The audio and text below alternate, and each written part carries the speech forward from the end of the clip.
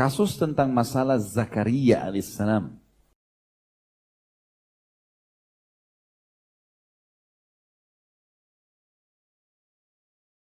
Yang disebutkan dalam banyak ayat Al-Quran, prosesi bagaimana Zakaria alaihissalam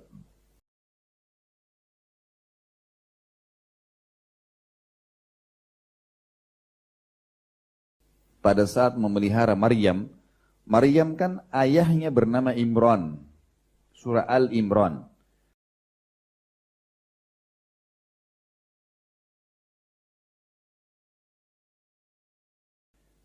Imran itu nama ayahnya Maryam alaihissalam, kakeknya Nabi Isa. Orang saleh, ilmunya luas. Dia punya banyak murid-murid. Di antara muridnya Zakaria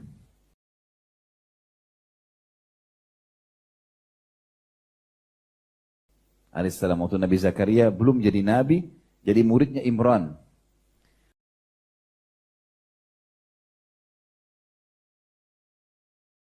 Waktu Imran mau meninggal disuruh pelihara. Siapa di antara mereka yang memelihara Maryam? Ayyuhum yakfulu Maryam. Dalam Al-Quran diceritakan.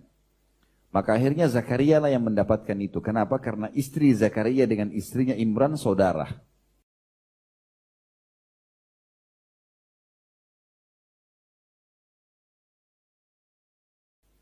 Istri Zakaria dengan istrinya Imran saudara. Jadi Nabi Zakaria dengan Imran ini sebenarnya ipar, gitu kan? Dipelihara oleh Maryam, dan Maryam ternyata wanita salihah luar biasa. Kerjanya cuma di rumahnya ibadah kepada Allah, gitu. Kalau dia keluar, dia cuma keluar ke Baitul Maqdis. Rumahnya di sebelah Baitul Maqdis. Rumahnya Imran itu dempet dengan Baitul Maqdis dulu. Maka pada saat itu Zakaria pun melihat alaihissalam tentang keadaan Maryam. Waktu itu istrinya mandul, gak punya anak.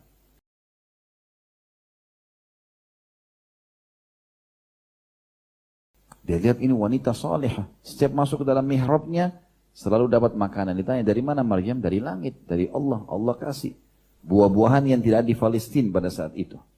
Maka pada saat itu kata Allah SWT, hunalika da'a Zakaria rabbah. Zakaria lalu berdoa kepada Tuhannya, minta diberikan keturunan, gitu kan? Lalu Allah kabulkan.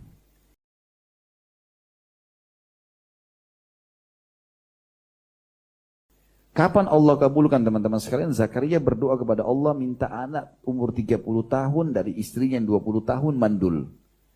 10 tahun belum dikasih, 20 tahun belum dikasih, 30 tahun belum dikasih, sampai umur Zakaria 100 tahun. Umur usianya 90 tahun baru Allah kasih. Untuk menjadi tanda-tanda kebesaran, tanda-tanda Allah, ayat Allah di muka bumi. Lalu Allah tutup ayat tentang Zakaria begini, ya. Innahum kanu yusari'una fil khairat wa yad'unana ragaban wa rahaba wa kanu lana khashi'in. Jadi ulama mengatakan kalau mau punya keturunan ini syaratnya 3 nih. Kalau tidak punya keturunan nih 3. Karena Nabi Zakaria istrinya mandul, nggak bisa punya anak. Tapi Allah mengatakan diterima dan dikabulkan permintaan Zakaria punya anak. Akhirnya lahir Yahya alaihissalam, alaihimussalam. Di sini Allah mengatakan innahum kanu yusari'una fil khairat. Karena Zakaria sama istrinya selalu berlumba-lumba saling mendukung dalam perbuatan kebaikan. Makin tidak punya anak, makin sering saling mendukung suami istri untuk berbuat kebaikan. Saling membangunkan sholat malam, saling mendukung sedekah, saling memotivasi, ya, saling mengingatkan kalau ada kesalahan. Itu namanya berlumba-lumba dalam kebaikan.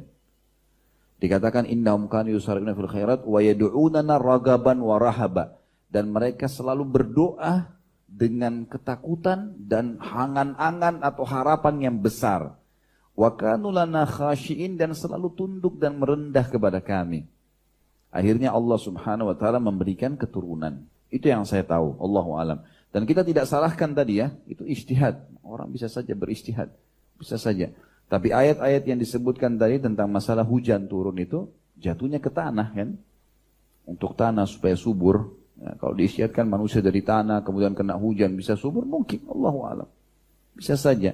Tapi kita sudah punya dalil-dalil yang lebih pasti dari masalah tadi. Sudah mulai? Masih ada.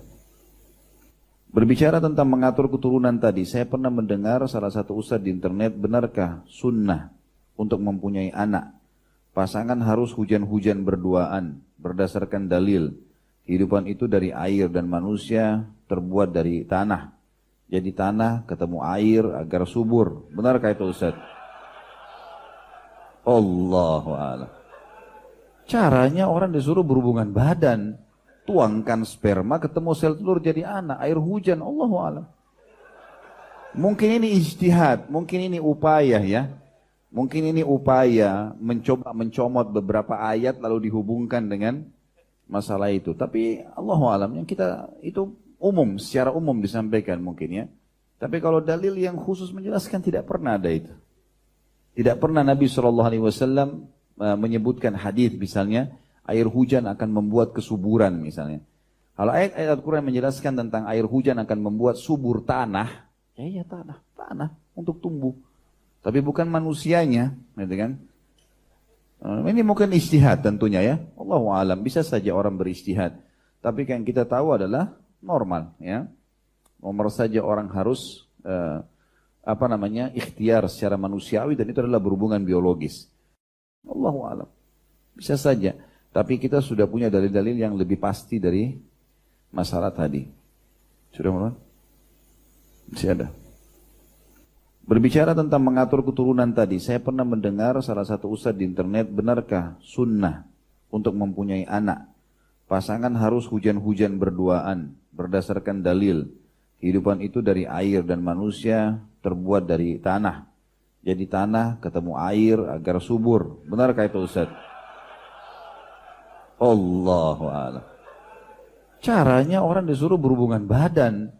Tuangkan sperma ketemu sel telur jadi anak. Air hujan. Allahu a'lam. Mungkin ini ijtihad. Mungkin ini upaya ya. Mungkin ini upaya mencoba mencomot beberapa ayat lalu dihubungkan dengan masalah itu. Tapi Allahu a'lam yang kita itu umum, secara umum disampaikan mungkin ya. Tapi kalau dalil yang khusus menjelaskan tidak pernah ada itu. Tidak pernah Nabi SAW menyebutkan hadis misalnya air hujan akan membuat kesuburan misalnya. Kalau ayat-ayat Al-Quran menjelaskan tentang air hujan akan membuat subur tanah, ya iya tanah untuk tumbuh. Tapi bukan manusianya, gitu kan? Ini mungkin ijtihad tentunya ya. Allahu a'lam, bisa saja orang beristihad. Tapi yang kita tahu adalah normal ya. Nomor saja orang harus ikhtiar secara manusiawi dan itu adalah berhubungan biologis. Akan membuat subur tanah, ya iya tanah untuk tumbuh. Tapi bukan manusianya, gitu kan? Ini mungkin ijtihad tentunya ya. Allahu a'lam, bisa saja orang beristihad. Tapi yang kita tahu adalah normal ya. Nomor saja orang harus ikhtiar secara manusiawi dan itu adalah berhubungan biologis.